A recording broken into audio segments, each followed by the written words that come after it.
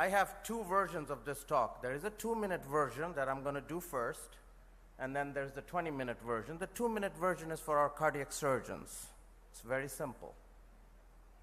And as more talks go, the knowledge base is there that anybody can open a journal article, a meta-analysis, and read it. And as a speaker, it's our mandate is to make it entertaining and palatable to you, so it's mainly edutainment. Otherwise, I can stand here like a lawyer and go through slide after slide of a clinical study and a clinical study and the p-value and the confidence interval and NNT. So let's move on. First of all, we cannot keep calm, especially as diabetes is concerned, because we are all diabetic. If I take this room here and this dividing line, everybody here is diabetic. This is our country, in fact, the Gulf region. The Gulf region, 40% of the walking population is impaired glucose tolerant. That includes Saudi, Qatar, Emirates, Kuwait, Oman. So we are diabetic. And most of the patients coming in a cath lab are 20% diabetic. I was part of a registry in which Middle East and North Africa, which included a lot of North African countries that diluted the sample, we were twice as many diabetics in that registry of 22,000 patients than rest of the world, Europe and North America, even Latin America. From personal experience, I don't even consider diabetes a risk factor for me, for our patients, because I think 80% of the patients I treat that come to the cath lab are diabetic already. And if I do a hemoglobin A1C and fasting blood sugars on the rest, even more are diabetic. And here are the guidelines. Guidelines are essentially, I think, written by the lawyers, for the lawyers, and through the lawyers. They're the most unreadable material that you could ever find. And I can go through the guidelines for multivessel disease for diabetes, and they're based on studies.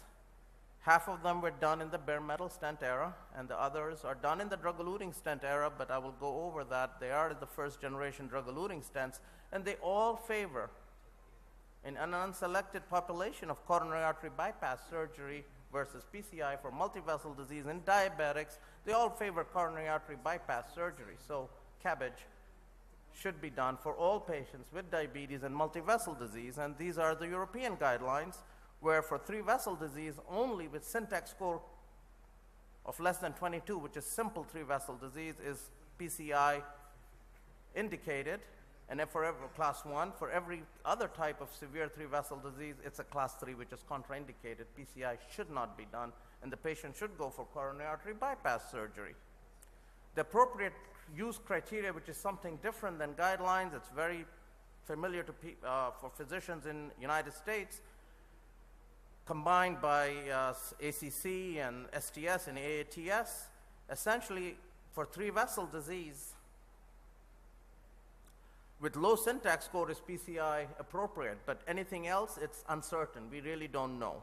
So 3-vessel disease with intermediate or high coronary disease burden, that is high or intermediate syntax score, it is a yellow. We don't know whether we should go ahead and do it or not. So the guidelines by ACC AATS is CABG is recommended in preference to PCI to improve survival. So when you are looking for prognosis, 3-vessel disease, LV dysfunction, caveat being a LEMA will be used, and a caveat being that the patient is a good candidate for surgery, then the surgery is recommended. And Dr. Ziad Ghazal brought in, and I will talk about it in a little more detail, and heart team approach to revascularization is recommended. And the heart team came after the advent of TAVI, where patients going for aortic stenosis and aortic valve replacement, it was recommended in the partners trial that every patient has to be discussed by an interventionalist and a cardiac surgeon and others, if possible, to determine the best risk for this patient to be TAVI or for surgery. Thank you. I'm done. Let's look at this. This is my only video. I don't have any cines. And I think everybody should look at this. Keep looking at it. This is from the YouTube, so it's from the public domain. I'm not taking away anybody's privacy. I wish I could bring that stuff too. It smells and we could all smell it.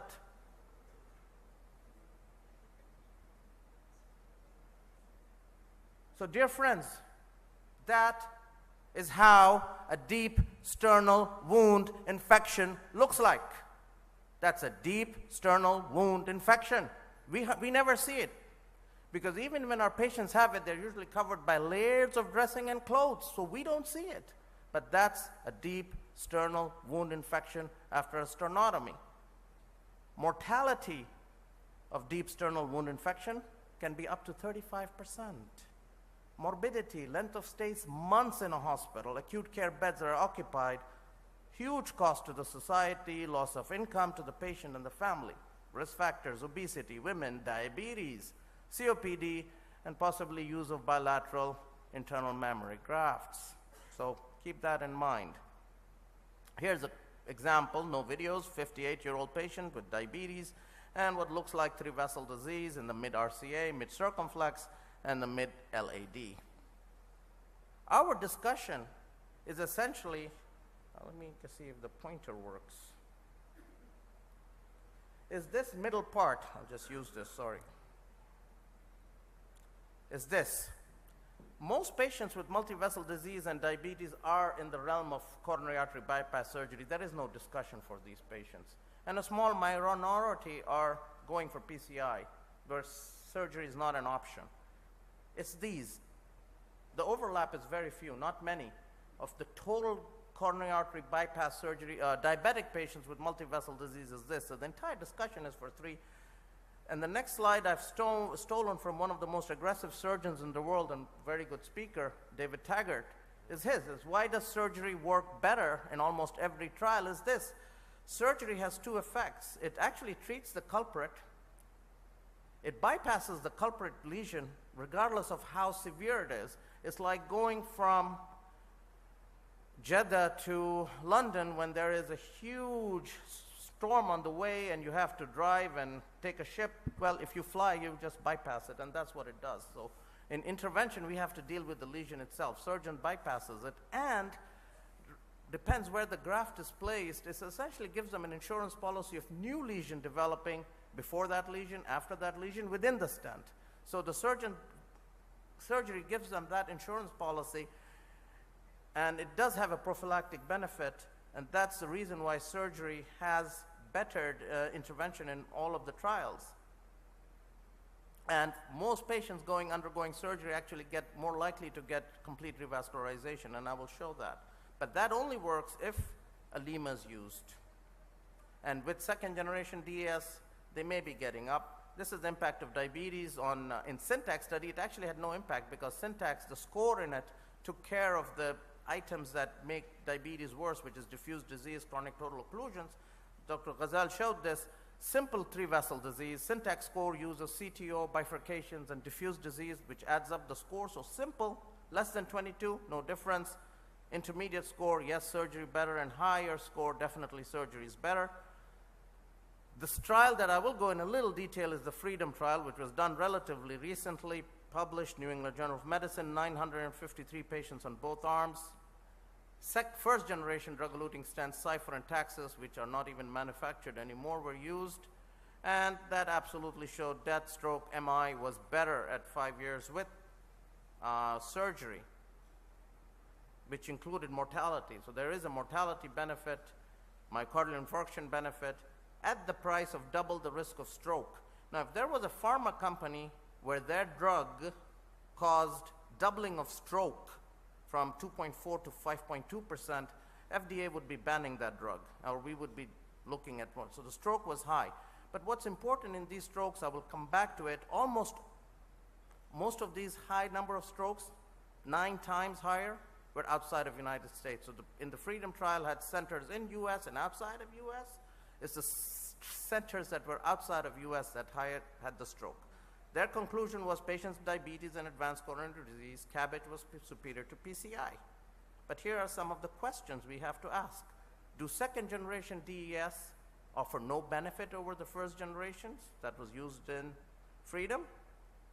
Well, this is from Farco's own, I stole this slide from them, from the Freedom's own presenters, selection bias. They had to screen close to thousands of patients, 3,000 to 5,000 patients to arrive at 900 patients.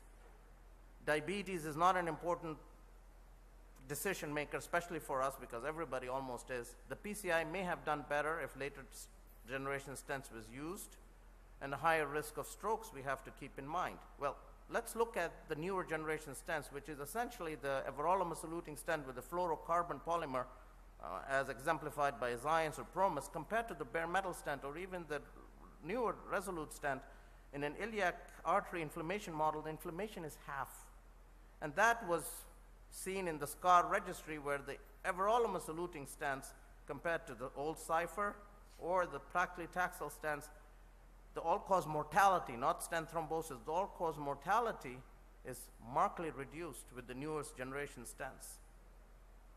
There is only one trial that people do not know much about, published in New England Journal, that did compare the everolimus-eluting stents to bypass surgery, the BEST trial. It was mainly done in South Korea and Asian countries, therefore it hasn't achieved much publicity. And that showed that there was no significant difference in death, myocardial infarction, stroke between everolimus-eluting stents and bypass surgery. But the silent myocardial infarction was higher in patients undergoing PCI compared to surgery in three-vessel disease. But then the issue of complete revascularization comes. Complete revascularization was obviously less with PCI in three-vessel disease, 38% versus 61%, so even surgery was not perfect. But the increased myocardial infarction only occurred in patients who got incomplete revascularization from 7.4 to 1.6%, rather than if you got complete revascularization, there was no difference. The New York registry looked at everolimus-eluting stent and coronary artery bypass surgery. This came out March this year by Bangalore's group, and this is a registry. So patients were selected by their physicians of what they were undergoing. Very good registry, 9,223 in this group, and showed for the patients the mortality was the same. So when the doctors choose, or the heart team chooses the strategy for the patients, they do the right thing, which was also seen in the Bari registry. And in an accompanying editorial, Bob Harrington from Stanford said, we should do better than base clinical decision on flawed observational studies or undersized randomized trials. So we come back to the heart team. It's a class 1 recommendation that we should have a discussion for multivessel disease patients, and we should actually calculate the syntax and STS scores. Can we treat multivessel disease? Yes. Should we treat multivessel disease? That's the question in the heart team meeting. And this is what a heart team meeting is. It's being done since ancient times, and usually it means coffee and donuts, but it has to be done in a systemic manner. It should not be allowed that somebody like myself who has a loud voice takes over from everybody else and does not allow any other opinions or pushes. No, it's done in a very systematic manner for every patient, where we look at their patient factors, age, LV function, symptoms, their non-invasive data, LV function, MRI if available, viability, FFR, IVAS data. We also look at actually calculate syntax scores and STS scores. We look at the guidelines, which is a small part of it. We look at the viability. We look at the chances patient will have complete revascularization, likelihood, and the quality of targets, aortic calcification. Is the patient a candidate for dual antiplatelet therapy? These have to be looked at and mentioned, each one of them, which is part of the quality requirements. And then we can present to the patient and the family what the heart team decided. And another new concept is something called functional syntax score, which is the same patient I showed you. If an FFR was done for all the 3 lesions from 3-vessel disease, this patient can become a 2-vessel disease patient. And this was shown in the study, where in calculation of FFR syntax score, patients with 3-vessel disease or high syntax score can become low syntax score. So it's FFR simplifies your decision making. If measured in multivessel disease, it also, even if the patient's going for surgery, it makes the surgeon's life easier. Instead of guessing, should I bypass this vessel, should I not, should I not, FFR gives a valid and a quantitative measure. Another issue which I am a zealot in, and I'm trying to convince people is hybrid revascularization, which is combination of Lima to the LAD, which is the best possible thing for the LAD, with intervention to the non-LAD lesions, and I'll tell you why, with the second generation stents. This is what it would look like. So the RCA, very straightforward lesion, would get a nice second generation stent, and a Lima to the very difficult chronically totally occluded LAD. So a procedure for us would be a 10-minute procedure, and for the surgeon, it won't be a very long procedure. Why? Lima to the LAD is a well-established and reliable, long-lasting treatment. Everybody knows that. SVGs are fill in the blank. I mean, you can use whatever adjective you want to use. SVGs are totally useless. They are not durable. You lose them quickly, and that is nothing. And when Lima to LAD is performed through a minimally invasive approach, avoiding median sternotomy, you avoid the deep sternal wound infection. And current generation drug-eluting stents are definitely better than any SVG, and I wish we had a trial that looks at those two things, and the second generation DES would definitely win this. So in summary, this is where we are. So I'm using the current emojis.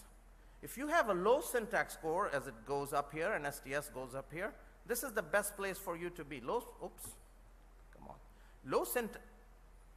syntax score and a low STS is the best patient. This is a low risk patient. Any one of us wants to do it. The surgeon would want to do it. We would want to do it.